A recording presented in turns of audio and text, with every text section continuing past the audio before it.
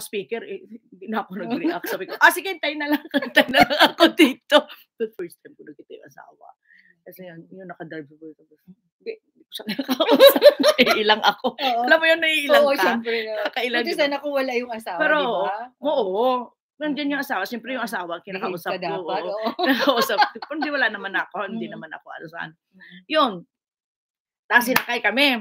So, saan ang punta nyo pagkatapos nito? Sabi ko, dahil pupunta kami ng Clark, sabi ko, kailangan, gabi na Mars, mga 7, 8 na. So, sabi niya, punta kayo ng Clark, pero pupunta kami sa bahay ni Jojo kasi andun yung sasakyan. Si Jojo magdadrive sa amin hanggang Clark. Sabi ko, kaso lang naka-coding siya, kaya hindi siya pumunta ng airport. So, sabi niya, atid nyo na lang, masakay na lang kami ng Grab, atid mo kami sa may Graban, dyan magkatawag. Hindi, kami na mag-atid sa'yo. O di, hanggang na. Kasi pala, si Jojo at saka ang bahay nila, magkalapit lang, Caloocan din. Lahat talaga coincidence na. So, Di na tayo mag-hotel. Hindi ko naiiwan yung bagahe ko. Sumama sa sasakyan. Sakay na kami. Uwi na kayo sa Caloocan. Si Jojo dyan din banda, Quezon City. So, sakay na kayo. Sakay na kami. Hanggang sa bahay na nila na. Napunta na tuloy kami sa bahay. My God, na talagang sagad-sagad, Mars. Sus, sabi naman ng asawa, dumaan muna kayo sa bahay, mag-dinner muna kayo. Hindi, kain tayo sa labas dyan, daan kayo na, kain tayo sa restaurant. Siyempre, ayoko, no? Ayoko, nakakahiya na, sobra-sobra na itong, abala, sabi niya. Hindi, ka bang abala? First time lang, abala pa to. Natuwa nga ako dahil na-meet kita. Dito na. So, siyempre, hindi naman mapagpapahalata. Tapos sabi ko, sige, kakahiya na talaga. Pero sige, okay na lang kasi kayo naman nag-offer.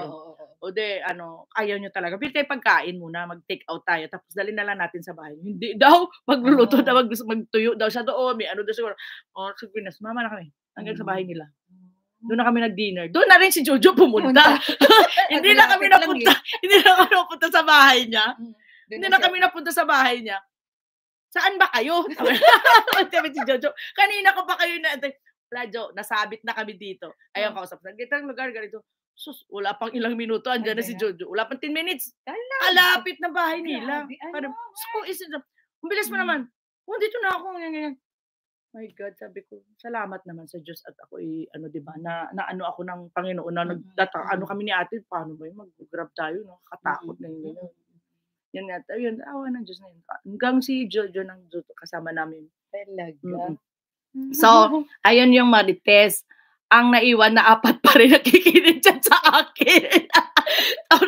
Paano yan? Nag-time out na tayo, ha? Next time naman. Bukas wala akong live. Salamat po sa inyong dalaw. Bukas wala akong live. Hindi ko lang alam kung kakanta ako sa gabi, kung may boses ako, ha? Salamat, Megalab,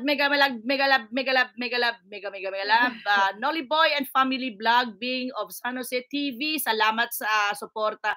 Jess Sanico, maraming salamat po. Di ba? Sino pang isa-shoutout ko? Wenas, thank you. Okamura, Rosa, thank you. Si Kigaw, Mamshi, salamat. Linwa Vibes, nako. Linwa Vibes, pupuntahan ko bahay mo ngayon. Linwa Vibes, wala ka na dyan, for sure. Pero, pupuntahan ko pa rin ang bahay mo.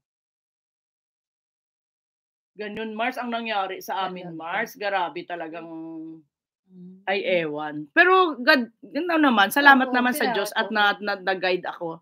Yes, salamat. Maraming salamat. Megalab, shout out. Salamat, Sangma.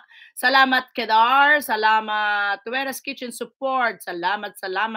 At ako'y magpapaalam na sa inyo. Babush! And thank you sa 4 na milyon na viewers. Hanggang sa dulo na walang hanggang. Loving you by Miss Gangs Smile Team. Thank you. Gangs Smile Team na lang kami ngayon. Thank you very much. Sign off. Bye. Bye-bye. 4 million viewers dyan. Nandyan pa kayo. Bye. Naku, naka-BG